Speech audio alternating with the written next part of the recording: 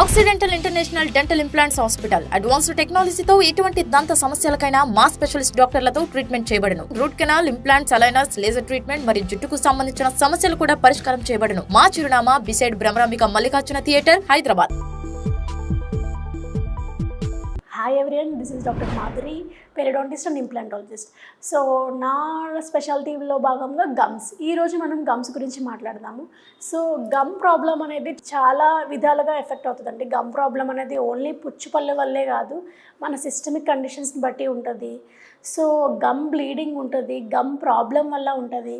లేదు అంటే healthy gums ఉన్నా సరే గమ్ ప్రాబ్లం వస్తుంది. లేదు కొన్ని వంశపారంపర్యంగా అంటే అగ్రెసివ్ పెరిడోంటిటిస్ లాంటివి, అంటే మనకి మన మెయింటెనెన్స్ బాగున్నా సరే బోన్ లాస్ అయ్యి దాని నుంచి గమ్ ప్రాబ్లం వస్తుంది అనమాట.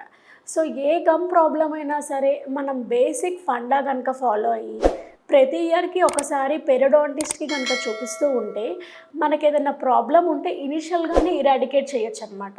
So first thing, healthy gums ఉన్న గమ్ ప్రాబ్లం రావడానికి కారణం ఫాల్టీ బ్రషింగ్ టెక్నిక్. అంటే మనం వాడే బ్రష్ కావచ్చు, చేసే బ్రషింగ్ టెక్నిక్ కావచ్చు, తప్పు అవటం వల్ల గమ్ మరిగిపోయి దాని తర్వాత సెన్సిటివిటీ వచ్చే ప్రాబ్లం ఉంటుంది. లేదు ఆల్రెడీ హార్మోనల్ చేంజెస్ వల్ల, ప్రెగ్నెన్సీ, ప్యూబర్టీ వల్ల కొద్దిగా గమ్స్ స్వలన్ అయినప్పుడు, మన మెయింటెనెన్స్ బాగాలేనప్పుడు అక్కడ ఫుడ్ లాడ్జ్ అయ్యి ఇంకా గమ్స్ స్వలన్ అయ్యి బ్లీడింగ్ అయ్యే ఛాన్స్ ఉంటుంది.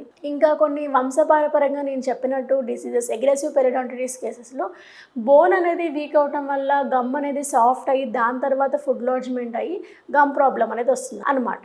సో దేనికైనా కానీ బేసిక్ థింగ్ ఏంటి అంటే ఏదైనా మనం ఇనిషియల్గా ప్రివెంట్ చేయటం వల్ల అది ఫర్దర్గా డ్యామేజ్ అవ్వకుండా ఆపచ్చు. సో ఫస్ట్ థింగ్ ఏంటి అంటే ప్రాపర్ బ్రషింగ్. దాంట్లో ఐడియల్ టెక్నిక్ నేను చెప్పినట్టు మోడిఫైడ్ బాస్ టెక్నిక్, అది అనేది మా ఓల్డ్ వీడియోస్లో ఉంటుంది, మీరు డీటెయిల్గా చూడవచ్చు. దాని తర్వాత వచ్చేసి టంగ్ క్లీనింగ్. దాని తర్వాత వచ్చేసి ఎవరికైతే ఫుడ్ లాడ్జ్మెంట్ బాగా అవుతుంది, డికేస్ అవుతున్నాయి అనకి ఇంటర్డెంటల్ ఎయిడ్స్ అని ఉంటాయి అనమాట. Dental floss, interdental brushes and water floss. తర్వాత ఇంకా మనకి డ్యామేజ్ అవుతుంది అన్నప్పుడు దానికి ట్రీట్మెంట్ అంటే మనం ఫస్ట్ ప్రివెంటివ్గా వెళ్ళిన తర్వాత కూడా ఏమన్నా ప్రొసీజర్ బేస్డ్ కావాలి అంటే ట్రీట్మెంట్ తీసుకోవచ్చు. ఎప్పుడైతే గమ్ కనుక చాలా రిసీడ్ అయిపోయి ఉంటుందో దానికి కొరడలీ అడ్వాన్స్ ఫ్లాప్ అట్లా ఉంటుందన్నమాట.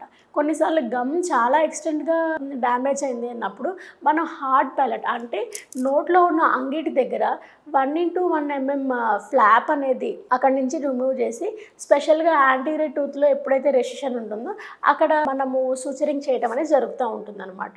సో దీన్నే కాకుండా ఇప్పుడు కొంతమందికి దానివల్ల 2 సర్జరీస్ అవుతాయి. ఆ సర్జరీస్ని అవాయిడ్ చేయడానికి కొలాజిన్ అనేది మార్కెట్లో దొరుకుతూ ఉంటుంది. దాన్ని యూజ్ చేసి కూడా మనము గమ్ రెసిషన్ అనేది ట్రీట్మెంట్ చేయొచ్చు అనమాట. సో ఇదే కాకుండా ఎవరికైతే బోన్ ప్రాబ్లం ఉంటుందో, సో వాళ్ళకి ఏమైనా కాల్షియం లెవెల్ డెఫిషియన్సీ ఉన్నదా, లేదు అంటే మెయింటెనెన్స్ సరిగ్గా లేదా అని చూసుకొని దానికి ట్రీట్మెంట్ అనేది చేస్తూ ఉంటారనమాట. సో ఎటువంటి గమ్ రిలేటెడ్ ప్రాబ్లం కానీ, బోన్ రిలేటెడ్ ప్రాబ్లం కానీ ఏది ఉన్నా సరే మీరు ఆక్సిడెంటల్ని కాంటాక్ట్ అవ్వచ్చు. స్పెషల్గా నేను గమ్ స్పెషలిస్ట్ని కాబట్టి మీకు తగ్గ ట్రీట్మెంట్ అనేది ఇన్డెప్త్గా చెప్పడం అనేది జరుగుతుంది. Thank you.